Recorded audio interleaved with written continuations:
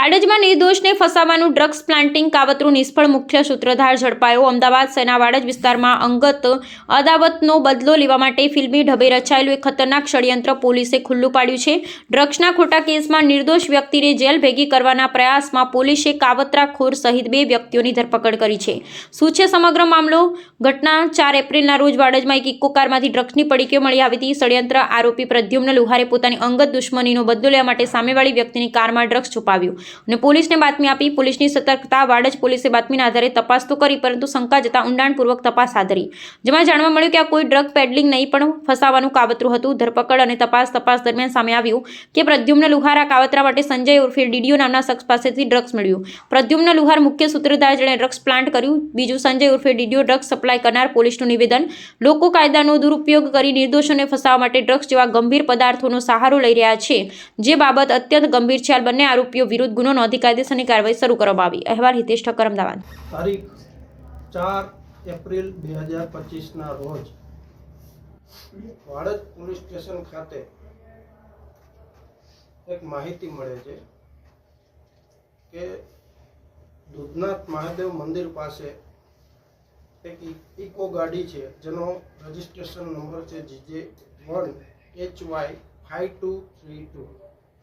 આમાં કંઈક શંકાસ્પદ વસ્તુ પડી છે, એ બાબતની માહિતી વાડજ પોલીસ ઇન્સ્પેક્ટરને આપવામાં આવે છે, જેના આધારે વાડજ પોલીસ જે શંકાસ્પદ ઇકો ગાડી જે પડી છે ત્યાં જાય છે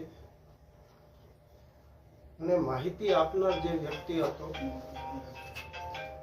તેમનું નામ હતું પ્રદ્યુમન સન ઓફ ધુડાભાઈ લુહાર। એ વ્યક્તિએ કંટ્રોલ રૂમ તથા પોલીસ ઇન્સ્પેક્ટર વાડજને જાતે કોલ કરી અને આ માહિતી આપવામાં આવેલ હતી। ત્યારબાદ વાડજ પોલીસ જે બનાવવાળી જગ્યાએ જાય છે અને ઇકો ગાડીને ચેક કરે છે, પરંતુ ઇકો ગાડીમાં કોઈ શંકાસ્પદ વસ્તુ ચેક કરતા મળી આવે નહીં। જે તે સમયે માહિતી આપનાર વ્યક્તિ પણ એ બનાવવાળી જગ્યાએ હાજર હતા। ઇકો ગાડીમાં કોઈ શંકાસ્પદ વસ્તુ ન મળવાથી માહિતી આપનારે પોતે ઇકો ગાડી ચેક કરી અને શંકાસ્પદ વસ્તુ જે સંતાડેલી હતી ગાડીમાં જાતે જ શોધીને કાઢી આપી હતી। ગાડીના માલિક હતા ગોપાલભાઈ ઝવેરભાઈ લુહાર। ગાડી માલિક અને માહિતી આપનાર બંને સગા થાય છે અને તેઓને ઘણા સમયથી કૌટુંબિક ઝઘડાઓ પણ ચાલે છે। હવે જે તે ટાઈમે આ શંકાસ્પદ વસ્તુ શું છે, તો એ બાબતે તપાસ કરતા એક 10 પડીકીઓ મળી હતી ગાડીમાંથી, જે માહિતી આપનારે જ ગાડીમાંથી શોધી આપી હતી। એ 10 પડીકીઓ જે તે ટાઈમે આપણે FSL લેબોરેટરીમાં મોકલવા સારું, શંકાસ્પદ છે કે નહીં એ માટે વેરીફાઈ કરવા માટે જે તે સમયે આપણે જાણવા જો વાડજ પોલીસ સ્ટેશન જાણવા જો નંબર 32/25 દાખલ કરી હતી અને એ પડીકીઓને FSLમાં મોકલી હતી।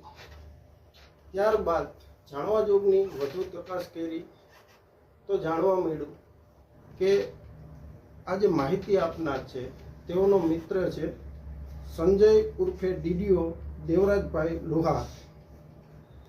એના મારફતે આ ઇકો ગાડીમાં આ શંકાસ્પદ પડીકીઓ પ્લાન્ટ કરવામાં આવી હતી અને FSL રિપોર્ટમાં એ પડીકીઓમાં રહેલો શંકાસ્પદ જથ્થો હતો જે પાવડરનો, એ આલ્પ્રાઝોલમ નામનો NDPS કાયદામાં પ્રતિબંધિત ડ્રગ્સનો જથ્થો મળી આવ્યો હતો, એવું FSLમાંથી આપને રિપોર્ટ મળ્યો।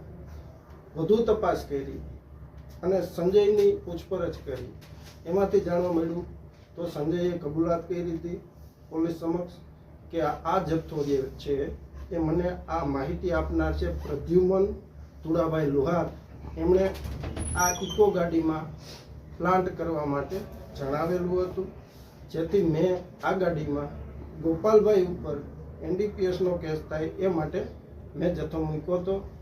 ત્યારબાદ આપણે આ સંજયનો આપણે LV ટેસ્ટ કરવામાં આવ્યો હતો FSLમાં, અને ત્યાં એમણે સ્વીકાર્યું હતું કે આ પ્રદ્યુમને જે મને 10 પડીકી આપી હતી એ જ મેં ગાડીમાં સંતાડીને મૂકી દીધી હતી.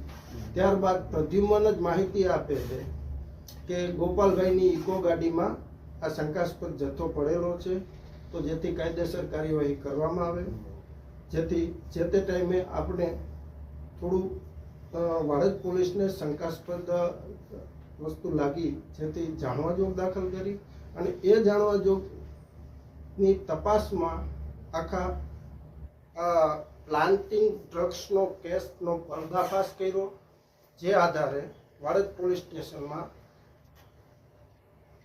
30/2026ના ફર્સ્ટ ગુના નંબરના આધારે NDPSની કલમ 22A, 8C અને 29 મુજબ ગુનો દાખલ કરી બંને આરોપીઓને આપણે અરેસ્ટ કરવામાં આવ્યા છે અને હાલ આગળની તપાસ ચાલુ છે.